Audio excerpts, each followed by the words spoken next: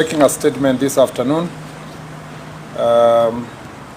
to update the country on the state of investigations into the chaos witnessed in parts of the country on the June 25th and July 27th of the July 7th, sorry, on the June 25th and July 7th this year.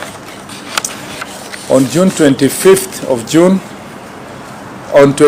June 2025 and July 7th of 2025, criminals in different parts of the country visited raw and unprecedented terror on innocent citizens, causing distress, disruption, mayhem, and untold destruction. On these 2 days, marauding gangs of looters and barefaced anarchists broke into private business in multiple parts of the country, thrusting many individuals and families into poverty. Years of hard work and sacrifice were lost in an instant, leaving hard-working Kenyans staring at losses and financial ruin. In this chaos, 42 Kenyans regrettably lost their lives and close to 600 were injured. Out of these injuries, 496 were law enforcement officers. This is unacceptable. One life lost is one too many. We mourn every life lost and extend our deepest sympathies and heartfelt condolences to the affected families. To those who suffered injuries, loss, and trauma on those 2 fateful days of sheer terror, we stay poleni sana. Public facilities also bore the brunt of the destruction. The anarchists targeted police stations, government offices, vehicles, and a hospital. This disturbing trend of targeting police stations, stealing firearms and ammunition points to a coordinated attempt to subvert the state's ability to guarantee law, order, and public safety. When a police post or a station is raided or razed, it leaves the public at the mercy of dangerous criminals. It's our solemn duty as a government to ensure that citizens are safe and secure. Every Kenyan deserves the right to protection, and no one should ever attempt to usurp that duty. The violence and destruction witnessed across the country in recent weeks, however, were on a scale that has never been witnessed before. It is incumbent upon us, therefore, to nip it in the bud with the full force of the law. This is what our people expect of the government, and this is what government will and must do. Kenyans watched in disbelief as the brazen attacks on our security installations unfolded on social media and on live television. At Dagoretti police post, for example, the criminals stole guns and razed residential buildings housing officers and their families. In Kikuyu, a mob attacked government offices, torching Kikuyu police station, the sub-county headquarters, national registration office, county government offices, the assistant chief's office, the Kenya Forest Service office, Kikuyu law courts, as well as Dagoretti police post and police lines. They also partially destroyed the Kikuyu sub-county probation office and damaged 4 motor vehicles belonging to Dagoretti police post, including that of the officer in charge. 9 suspects have been arrested to answer to the attack on the Dagoretti police post, while others are still being sought. Other property destroyed in the Dagoretti police post yard included 3 pro-box vehicles, 1 double-cabin county government vehicle, a school bus, and 14-seater matatu that was parked in the compound. 5 guns were also stolen in Dagoretti police post, and another 4 firearms were burnt in Gashui police post. One of the guns stolen in Dagoretti on 25th of June was used to commit robbery in Naivasha the following day. On June 25th, a rowdy group of youth attacked Matu police station, leaving 8 officers injured and several government vehicles damaged. That is in Machakos County. The building housing the station was also destroyed. 18 suspects have been charged in connection with this attack. In Machakos County, 66 suspects linked to torching of gas tanker along Kitui Road on 7th July have also been arrested and charged. In another shocking attack, arsonists invaded and burned Olkalau police station, killing 3 suspects who were in custody. They also torched 26 vehicles, 18 county government motorbikes, burnt down an exhibit store, and destroyed the report office. In Nakuru County, Viwandani patrol base in Naivasha was burnt, while the firearm loaded with 20 rounds of ammunition was snatched by criminals in Shauri Moyo.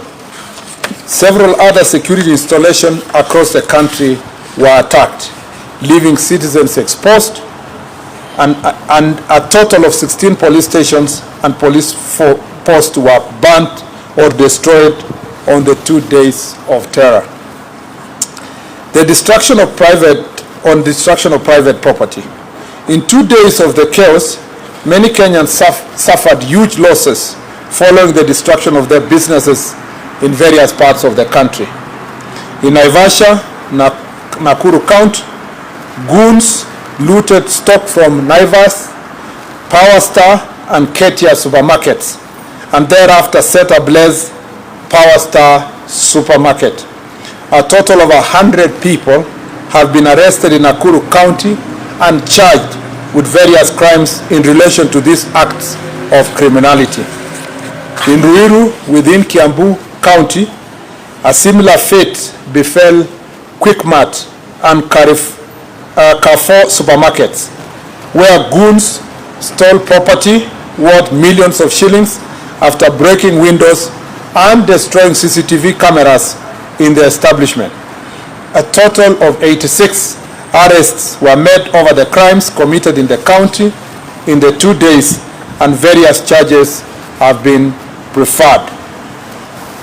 Naivas supermarket within Nyeri town was also broken into and goods worth millions of shillings carted away.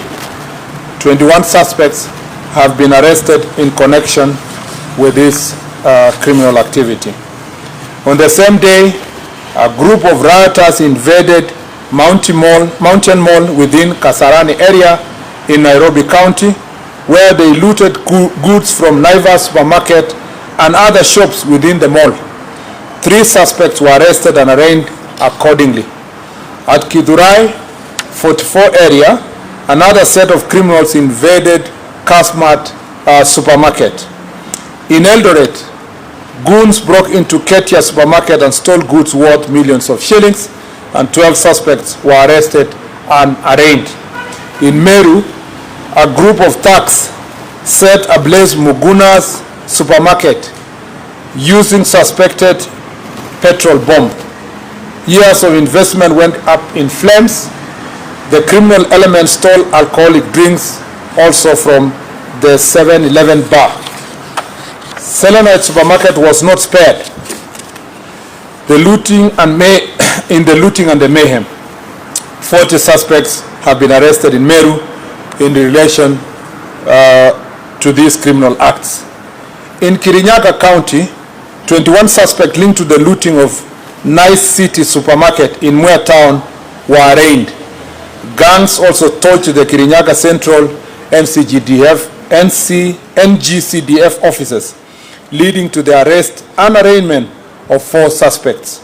In Kagumo town, mobs broke into county supermarket and stole goods worth millions of shillings. 2 suspects have been arrested and arraigned in connection with the incident, and others are still being pursued. In other reprehensible incident, marauding gangs stopped operating theater at the Kitengela Sub-County Hospital, interrupting an emergency cesarean section and terrorizing patients and medical staff. 2 suspects have been arrested and arraigned in court for this heinous crime.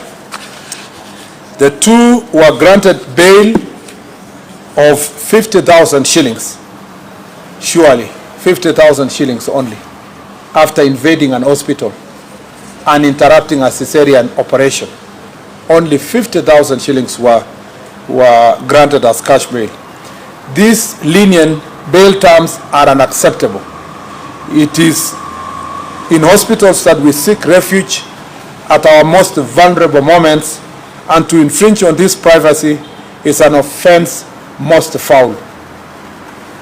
Arising out of these unprecedented attacks, close to 1,500 people have been arrested countrywide and are facing various charges, including terrorism, murder, robbery with violence, sexual assault, arson, malicious damage to property, and targeted attacks on strategic national infrastructure. Of these, 50 individuals are currently under investigation by various crimes investigation units, while 71 cases are being handled by the anti-terrorism police unit for offenses related to acts of terrorism. We commend our security agencies for foiling further destruction and wish a quick recovery to the officers injured during this unprecedented violence. The operation was made possible through timely intelligence, which revealed plans to target critical infrastructure, including transport systems. Intelligence-led operations across various counties have resulted in the arrest of individuals believed to be masterminds and financiers, plus the instigators and the direct perpetrators of these criminal acts, including those responsible for incitement to violence and politically motivated mobilization intended to stoke public unrest.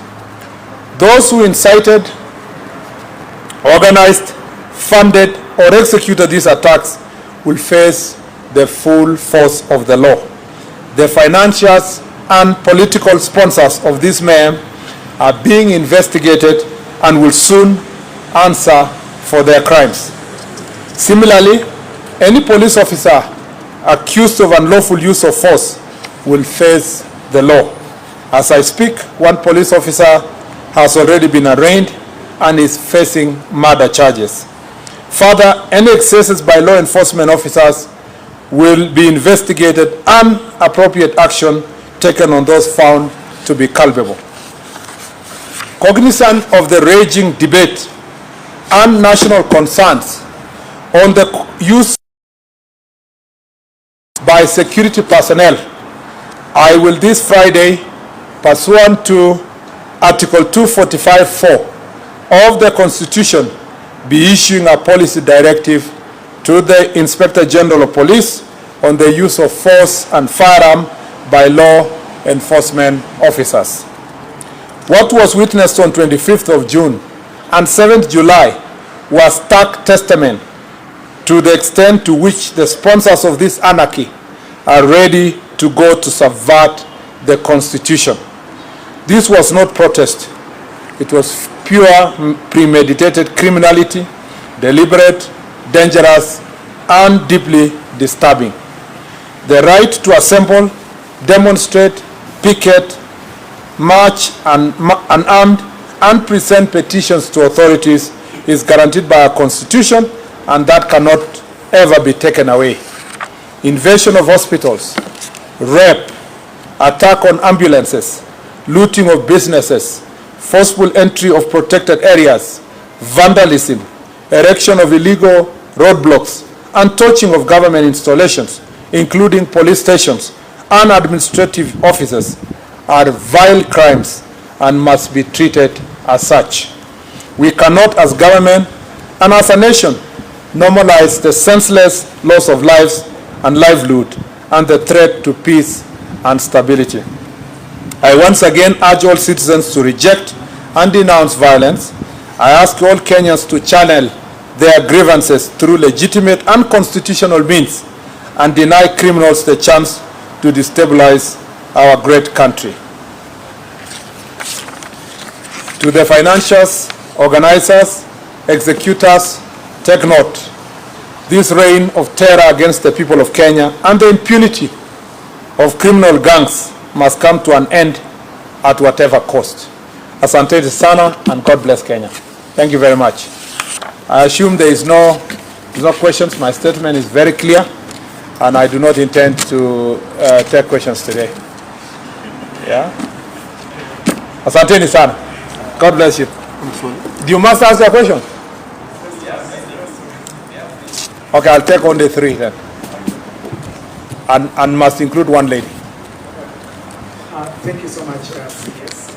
Even as you talk about policy and the use of firearms, there has been concern about the operation security officers use during riots and demonstrations. For instance, there has been incidences where civilian officers and civilians use very heavy firearm, and some of them are wounded, and some of them are also using civilian registration number plates for vehicles, the so-called Subarus. Is this particular policy also going to inform or address these concerns? Because in some instances, and especially from the human rights group, they are labeling this squad as a killer squad. And this also has been voiced and reiterated by the opposition, led by the former deputy president, who says there is 101 units.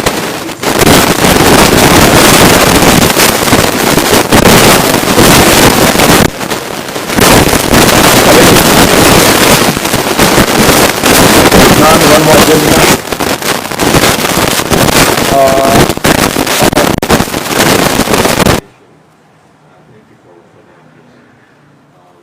The figures in the 42, I'd like to have a clarification if it's for both the protests, 25th and 7th. Also, on Sabasaba, there was minimal entrance of protesters to the city. Yet, ironically, it's the day that the numbers were the highest. So people, the killings were recorded in residential areas that are happening. Are we seeing a trend of protests moving away from town and other counties, and what are we going to counter such in the future? Also, Julia Kariuki was one of the protesters in Miami. So she went to police custody. The next day she was arraigned. She went back to the cell. In the morning she was dead. Of course, the police, they released a statement that was clear on that. So we'd love to know if you've done investigations to find out what happened to her and what led to her death. Thank you. Last one, the gentleman at the end.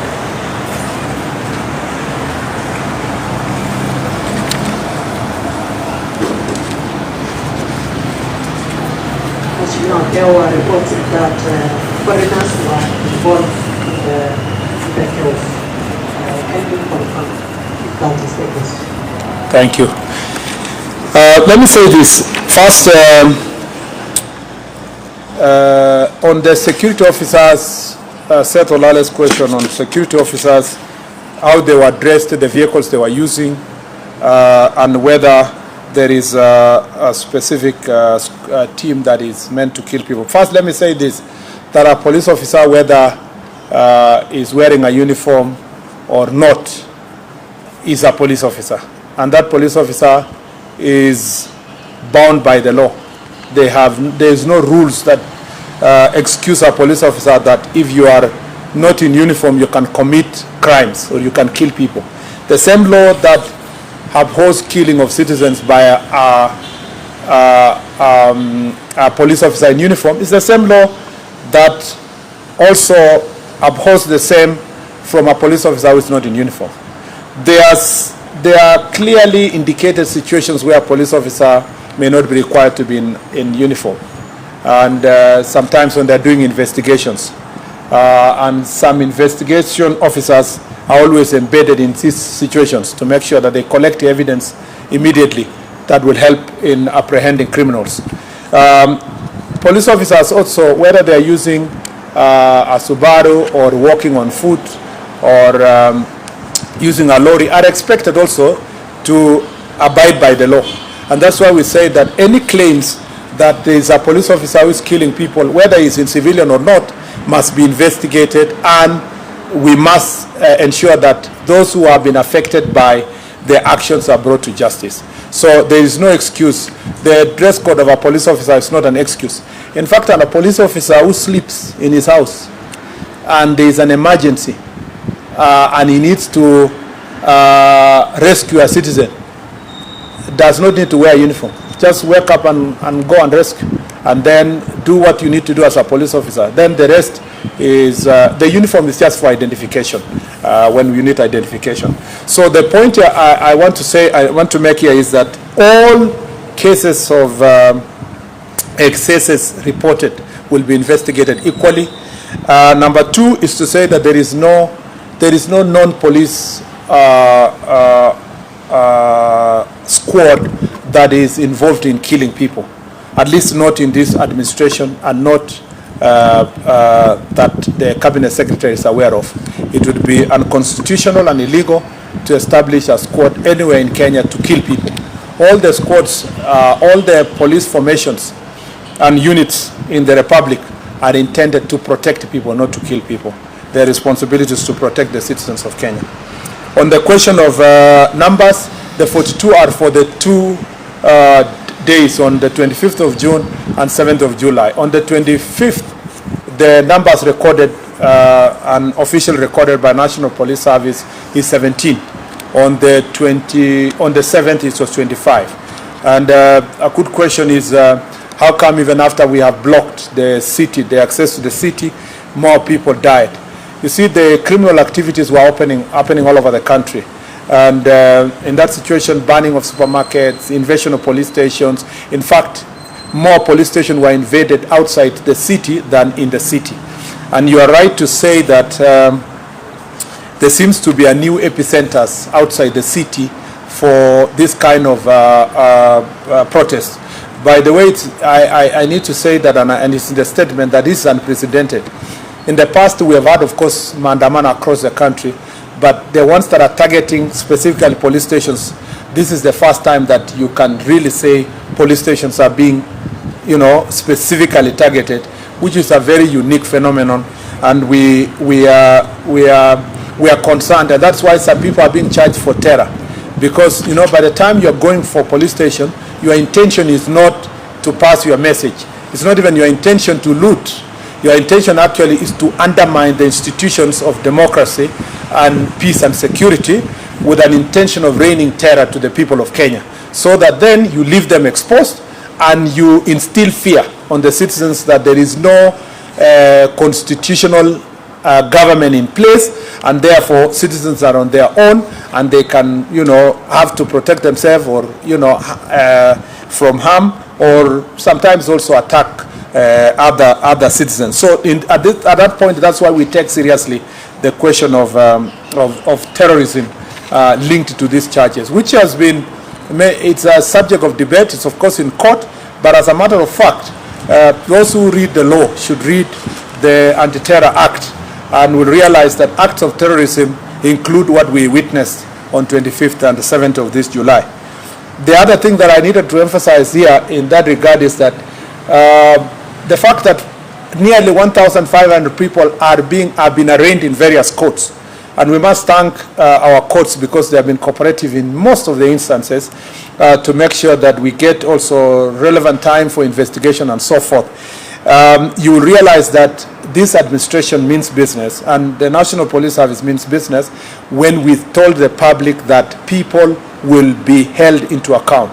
I look forward to successful prosecutions and convictions, so that the people of Kenya can begin to separate the wheat from the chaff, and so that we can start knowing, separating those who are exercising Article 37 rights in the constitution and those who are intended in violence. And then hopefully then going forward, after we weed out all these criminal acts and they get severe convictions and punishment, Kenyans will go back, criminals will now leave citizens who want to exercise Article 37 of the Constitution to come to the streets, and the police will be escorting them as they do their protests peacefully.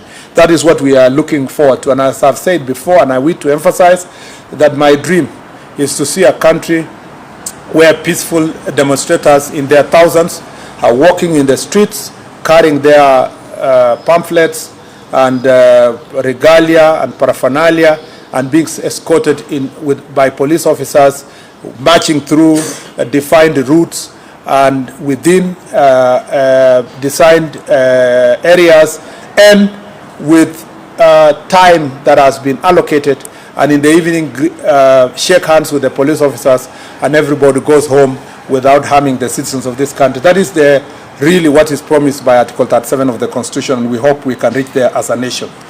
The last question was the investigation in Nyeri and other parts. For those who have been injured, as I've said, investigations are ongoing, and we have demonstrated in the recent past that where there is transgression, even in the part of ourselves or even our police officers, we do not take sides. We will make sure that independent investigation take place, and those who are found culpable are brought to justice.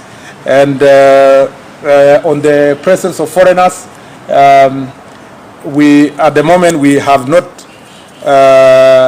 we are yet to deal with that issue fully, but it is true. There is some information that some foreigners who are operating in the city, some of them are involved in various criminal activities, including muggings, including sometimes acts of hooliganism in this town. But the ones who are linked directly to the protest, we will have to look at those who have been charged. And specifically, you see, I have to consult the DCI, and I don't want to consult him here to see if he has arraigned some of those people. But it is true that there are some foreigners in our city who have been involved in the past in various criminal activities. And should we find them also involved in the looting and the destruction that has happened, we'll make sure that they are brought to justice. Asanteni sana. God bless you.